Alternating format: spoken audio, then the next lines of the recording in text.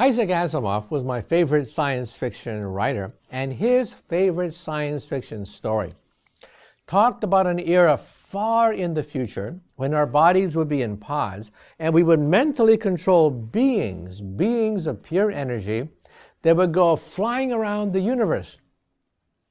And of course, it was science fiction, but here's the idea: mind without body, pure consciousness roaming across the universe faster than any rocket ship. It turns out that that's actually a physical possibility.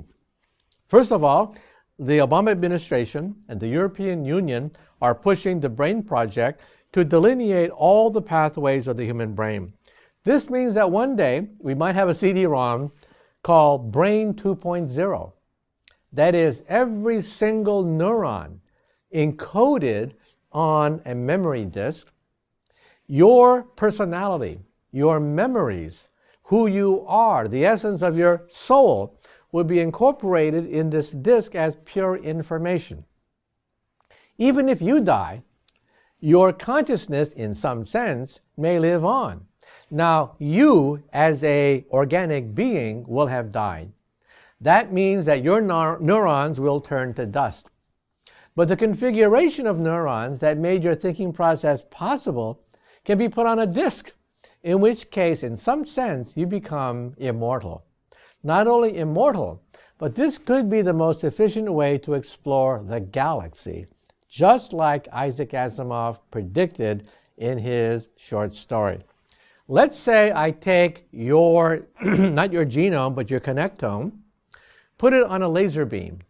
In fact, in the book, I actually calculate how big a laser beam will be required to put your consciousness as pure photons. Shine it into the heavens. You're now shooting consciousness into outer space at the speed of light.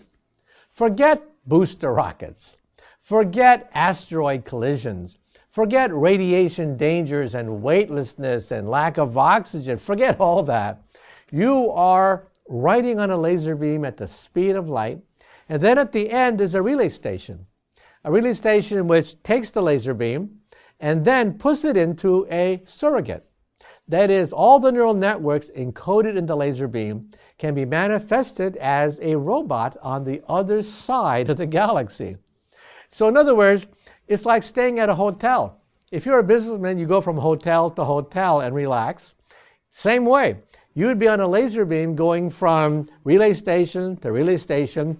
And when you go to the relay station, you take the robot body of a superhuman. You become Superman on the other end of the rainbow. So is this a physical possibility? Yes. When might we have it? Well, let's be honest. It would take perhaps 100 years or so before we have a complete understanding of the connectome. That is, all the neural pathways of the brain. Perhaps another century beyond that before we have relay stations on which we could then shoot our consciousness into outer space. Is it mathematically and physically possible? And the answer is yes.